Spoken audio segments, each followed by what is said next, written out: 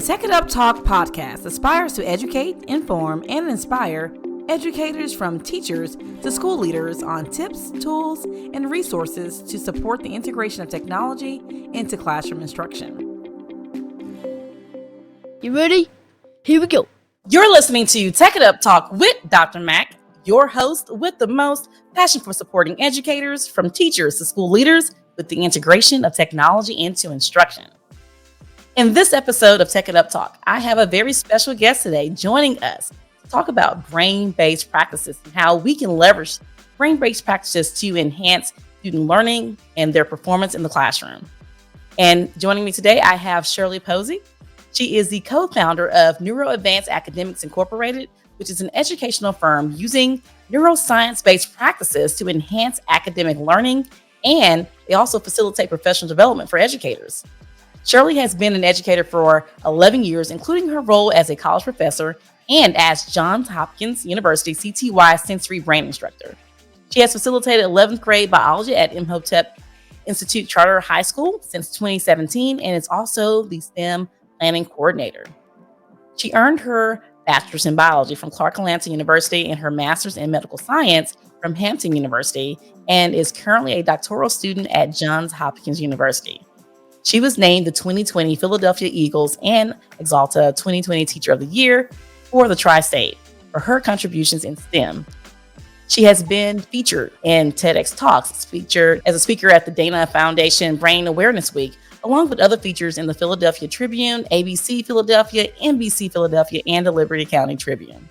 And I have the pleasure of having her here with me today on the Tech It Up Talk podcast to share her knowledge and her passion with us. So I'd like to give a warm welcome to my special guest today, Miss Shirley Posey. Hi, how are you? I am doing wonderful. Thank you so much for having me. Oh, it's definitely a pleasure to have you here. And then just reading your bio and just thinking about like, wow, this is pretty exciting here. I have a smart lady here on the Tech It Up Talk podcast is really going to kind of share specific practices to really kind of help us as educators enhance our instructional practices in the classroom. And so I'm looking forward to your knowledge that you're going to share with us today, specifically on brain-based practices. Yeah, I'm really excited to share some gems with everyone today. So I'm super excited. Thank you. And so the goal for this episode, of course, is to discuss us enhancing academic performance through brain-based practices and how we can leverage technology to reimagine learning with innovative instruction. And so I'm looking forward for your knowledge and expertise, and we're going to jump right in so that we can help other educators create meaningful learning environments that can make an impact on student performance. And so I'll just start with my first question asking, what are brain-based practices? So when we talk about learning, or when we define the term learning, we're looking at the ability to acquire knowledge. But if you were to take out something we call neurons, and neurons are brain cells that make up the brain. So again, neurons are the brain cells that make up the brain. So if you were to take out one of those neurons and look at it underneath a microscope to see what learning is on a cellular and molecular level, you're looking at the neuron's ability to grow and to make connections with the other neurons. So again, if you were to take a neuron out of the brain and look at it underneath the microscope, you're going to look at and understand what learning is on a cellular level. You're going to see the neuron's ability to grow and make connections. Well, then you ask yourself, genes give us the architecture of the brain, what lobes we're going to have, right? But DNA does not define how we process information, right? So again, going back to this neuron and what it looks like underneath the microscope when we're talking about learning, when we talk about brain-based practices, we're intentionally inviting the neuron to grow and make connections. And that's done by extrinsic environmental factors, such as the work that Vygotsky's theory, educators know about this, theory when he talks about in the environment basically allows the children to grow and make cognitive development. So again, when we talk about brain-based practices, we're taking it a step farther of what Vygotsky's theory is, and we're actually intentionally growing the neuron and allowing the neuron to make network connections.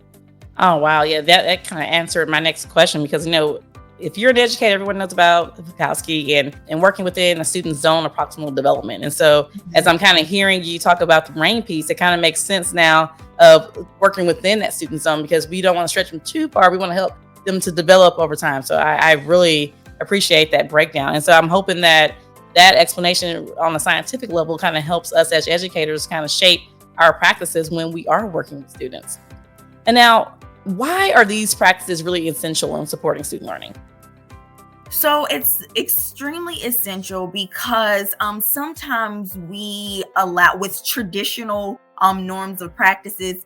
And let me take it a step back. When you look at technology, right? You can see just within the span of 20 years how the iPhone has adapted, right? It was this when it first came out, it was super boxy. It was all glass. You could not drop that iPhone. And now it's adapted to where you can do all these cool features. Like you don't even really need a camera because the 13 takes these magnificent photos. You can do FaceTime. It's adapted over time. So we have to look at education the same way in talking about that environmental pieces.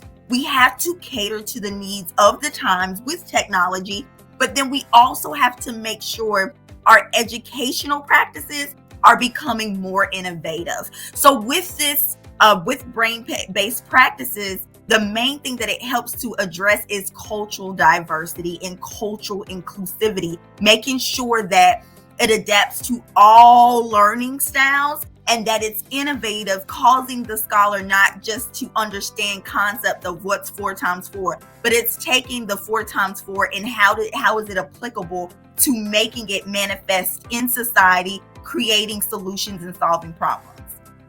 Wow. Now, you are the co-founder of Neuro Advanced Academics Incorporated. So share with us more about the educational firm and how it came about. So going back to Vygotsky's theory, remember he stated that he talks about how language begins at birth, right? And so with my neuroscience or scientist background, I knew that inside of the uterus, when the child is in birth, your brain already begins to develop around 5 months, right? The brain is developed. That means if it's developing, it can learn, right? Because it has those neurons. Right. So with that understanding, I had a theory. And so with my daughter, I was like, I'm going to test it out, right? With my daughter as the scientist in me, right? And so when I was pregnant, I began doing certain brain-based practices in order to stimulate those neurons in birth. And so once I began to teach her at 6 months, she was identifying letters and sounds at 6 months.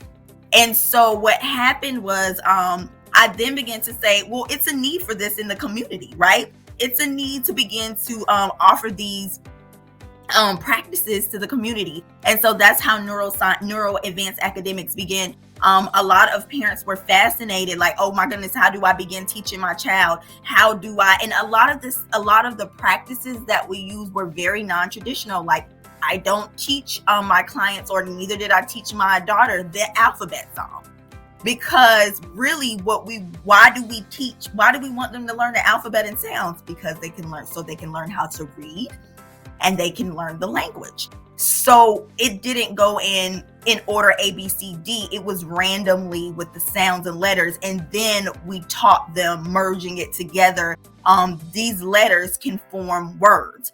And so a lot of the parents were fascinated. And again, we began to get word of mouth, clients coming in. And then we began to add on to the program. So I read an article, Can 5-year-olds learn about calculus? And so I ran a pilot program where we taught 3 to 5-year-olds calculus. And every scholar that we had that went through the program were tested into gifted or recommended into gifted in kindergarten. So it also speaks to we have to take the limits off of learning. The brain and connections we have the most neuroplasticity from 0 to 3 years old. So why not make those major connections and pour and teach them the understanding of knowledge from 0 to 3 so that they can flourish? And we need this because our society is changing with the times, going back to the iPhone example with technology. Yeah, so what I heard from that is that we need to get our early childhood together and not put so many limitations. Because I'm just thinking about just some of the things that I see when I'm in early childhood, like pre-K and kinder age groups. And I feel like sometimes teachers limit themselves on what they can do with students at that age because they feel like they aren't able or they may be too young. So just thinking about like when the pandemic hit and maybe a lot of those classrooms weren't filled with technology, and when they had to get it, now your early childhood students have to learn how to type in their email address, and that may have been a challenge. And we thought that, this is just too much, this is too hard. But to your point, we have to take that limitation off. So I love, and that goes for any actually content area or student K-12. We have to stop limiting what we think that they can do and give them opportunity to show. And also get uncomfortable with ourselves to immerse ourselves into that opportunity for our students. So I love that. I love it. And so what services do you guys provide for educators? So I'm glad that you said you spoke on the pandemic. So prior to the pandemic, we knew that with Neuro Advanced Academics, we wanted to reach more people. So our program has always been virtual. So when the pandemic hit, it was nothing for us to say. We then began to say, okay, this is how you can successfully educate scholars virtually. It can work. It takes work, like you spoke just a few minutes ago, but it does work. So just us being ahead of the curve prior to the pandemic and really getting down to the core of how to educate students virtually really spoke volumes to our program. So one thing we do is we offer not only helping brain-based practices or strategies with starting from 6 months to 16 years old, but we offer classes for parents. So we teach parents how to teach your child or the language that your child's brain communicates as. So basically what we do is we figure out what language your child speaks. So for instance, with our older group, some of them come because either A, they're not being challenged, or B, they're trying to figure out why can they not make the connection in the classroom, or they're struggling or have challenges in the classroom, right? So what we do is we figure out, how does that child's brain communicate? If we figure out how the child's brain communicates, that wavelength that it communicates on, then we can unlock any type of challenges that they have. So we do an assessment. We run a brain-based assessment with the older group. When I say the older group, that's anyone that's older than 6 years old, 6 to 16 years old. We run an assessment on them, and then from the assessment, we figure out basically the language or the wavelength that their child's brain communicates on. And when I say we have had students that were struggling in whatever content that you spoke to, once we figure out how their child's brain communicate, they go from D's, F's to A's, B's. It's like, it's amazing. And so for the younger population, from the 6 months to the 5 years old, we basically teach them how to learn, right? We teach them how to learn, and we do advanced practices with them so that they can be ahead of the game. Wow, that's amazing. So what advice would you give educators to leverage technology with brain-based practices to help them with designing, impactful lessons, or helping them just promote academic performance? So one of the things with technology is, one, like you said, not being afraid of it, and not being afraid to think outside of the box. So one of the things you can do with technology is allow a certain electronic devices into the learning space, and allow them to strategically, one thing we do is like brain tracking.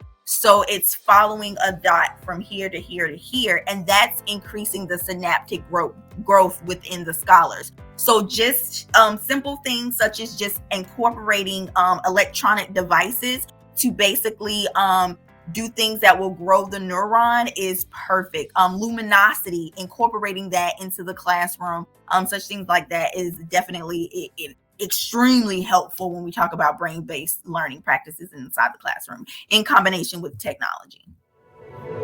Wow, yeah. So we're going to go ahead and move to our next segment of the show, which I like to call Get Your Tech Together. And so in this segment, I want you to share some, kind of elaborate to what you were just speaking to. What are some specific ways that technology can be used to support brain-based practices? So one, the biggest thing that can drive brain-based practicing and using technology in the classroom is making sure that it's culturally based, meaning that students are allowed to make a connection with their community. 2, it's growing the neuron. And then 3, making sure that it is STEM stimulated. And so how do we do that? What are some examples? So 1, virtual reality VR headsets. These are perfect because it allows the neurons to discover a whole new world. It sparks creativity, imagination, innovation, but it also drives standardized testing. In Singapore, there was a research study that came out that said that when they used a traditional teaching for astrophysics, and this is high school students, students on their first exam scored 70 was like the average. But when they taught astrophysics with incorporating virtual reality headsets into the lesson, the average score was a 90 on the test. That's a significant difference. So not being afraid to actually infuse virtual reality headset into the lessons will help with brain-based practices. And then also STEM, it's regulated by STEM. Also, another thing is allowing students to make connections with the technology. So for instance, we just did a project. One of the things in Philadelphia that's plaguing the community is gun violence. So the students had to learn the engineering processes of how to build drones, but then it takes a step farther. How do we use these drones to address gun violence?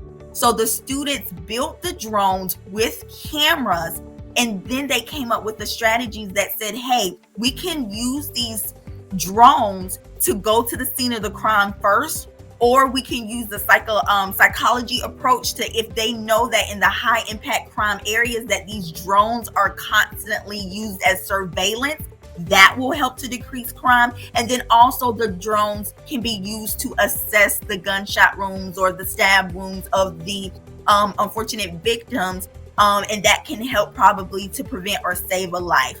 So things like that, where we're making sure that the technology has a purpose. And the purpose is, how can this technology be used to solve a problem in the community? And then that's also right along with brain-based learning. So tell us more about how you use these VR headsets in the classroom. So the VR headsets that we actually use are Advantis. And what I love about Advantis is the fact that you can make your own virtual reality lessons. So they have some pre-programmed in there, or you can make your own. So you can do it 2 ways. One, if you are discussing, so with the 2 things. So in one of the STEM courses, we actually build wheelchairs. But we built them for Kenya. For an orphanage in Kenya. And so for the students to really see the terrain in Kenya, because they couldn't make the wheelchairs like here in the United States, because the terrain, the pavement, the roads are totally different. So for the students to actually see that, we actually put them in the streets of Kenya with the VR headsets. And we did something similar where they were building the drones, where they could build the drones in virtual reality, the prototype, and then they took that prototype and they actually built it in real life. Another way you can do that is if you're teaching a lesson in photosynthesis, you can actually teach about photosynthesis, but then actually they can see the process of photosynthesis inside of the virtual reality headsets. with the exchange of oxygen, carbon dioxide, how it goes into the Krebs cycle, like the whole process. You can see that in the virtual reality headsets, and then you can have them to take notes on it. Also, if you're using, instead of the traditional microscope, you can actually put the slides inside of the actual headsets, and then have the students to do their labs to go along with it. So what I really like about the VR headsets, what we've been talking about all day, is diversity. It's very diverse, and it can grow. You can take it really small, or you can make it really big. And that's another reason why I love the VR headsets, because it's so diverse in what you can do and how you can incorporate it into the lesson. So as long as you pull yourself, or if you don't feel like stretching yourself, the VR headsets can cater to that. And so what about like for a teacher that's trying to plan the lesson? Like, what does that look like for trying to create an experience for students? So it depends on what the lesson is about. So we can start. So pick a topic. So yeah, pick a topic, and we can go back to photosynthesis. Okay, so if we were talking about photosynthesis, and I wanted them to particularly just understand the formula of carbon dioxide plus water in sunlight, and then how it changes into, we get the glucose out of it, and oxygen. If I wanted them to understand that, if that's all we were teaching about is just understanding the formula and how it works, I would provide them I would actually incorporate that into the virtual reality headsets, where they would have to follow around the molecule, right? So, and then from after they take off the VR headsets from following the oxygen and carbon dioxide molecule, then they would have to come and do their note within their notebook, and then answer questions, do an assessment on that. Oh, I love that. I love that. You definitely have shared some powerful insight for a lot of us here today. So I just want to just thank you for kind of diving in deep with us. And I'm still amazed about even the VR headset component. And I'm just thinking, like, I have a festival that's coming up, and I wish I would have kind of included that part in. We have a little bit of augmented reality, but I personally have not tried the VR headsets. Oh my gosh. It's like the best lesson ever. Like, it's when you incorporate those VR headsets, because again, we have to go with the times. Right. We have to be able to teach them, because our economy is being driven by technology. It's being driven by STEM. So why not put our students on a greater platform or leverage if we're teaching according to what their world is, really what their world is. And so when you infuse those virtual reality headsets, so think about it. If we're teaching a basic chemistry lesson, right, we're not able to move that atom around, right? So a lot of students get, or organic chemistry, they get stuck with that two-dimensional when that element is not two-dimensional. But when you put it inside, you teach a lesson, keeping the traditional norms, and then you incorporate the VR headsets, the students are able to rotate. They're able to see how they can come together to form a bond, and then make a product, which is going back to community. How can this product help our community or help our society? Love that. I love that. And so before we end the show, I definitely want you to leave us with your top 3 tips just to think about brain-based practices and how we can enhance our student performance with them. And so if you can leave us with your top 3, that would be great. So the first one would be, make sure that you are intentional about growing and stimulating the neuron.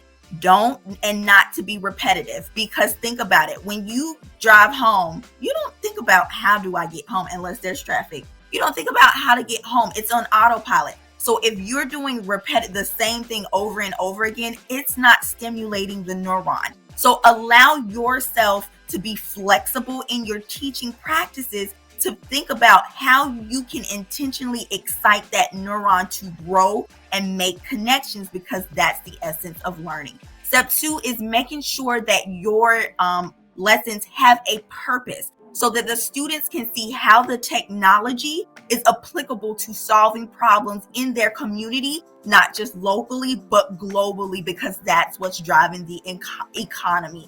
And then making sure that you combine the two of STEM, technology, and brain-based learning, and you're making sure that it's culturally inclusive and STEM driven, because that's what's going to also drive standardized testing and improve student outcomes.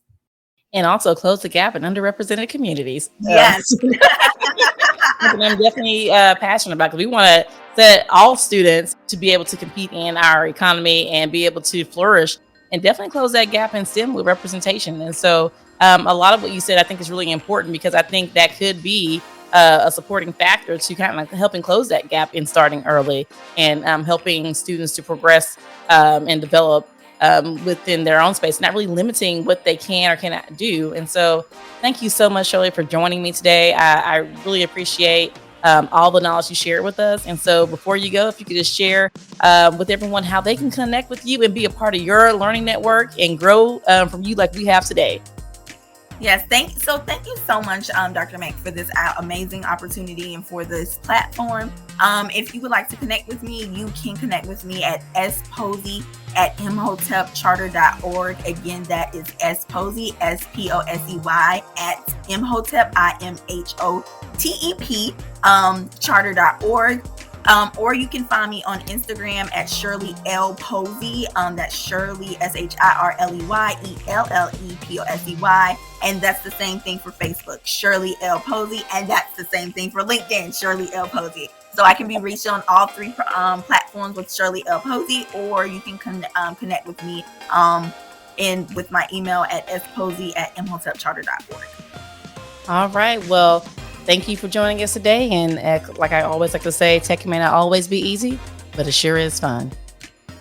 Thank you for listening to the Tech It Up Talk podcast with Dr. Mack, your host with the most passion for supporting educators on using and implementing technology. Be sure to connect with me on the Tech It Up Talk Facebook page and Twitter and Instagram at Tech It Up Talk or at Dr. J.E. McDonald. Now, I know teching may not always be easy, but it sure is fun.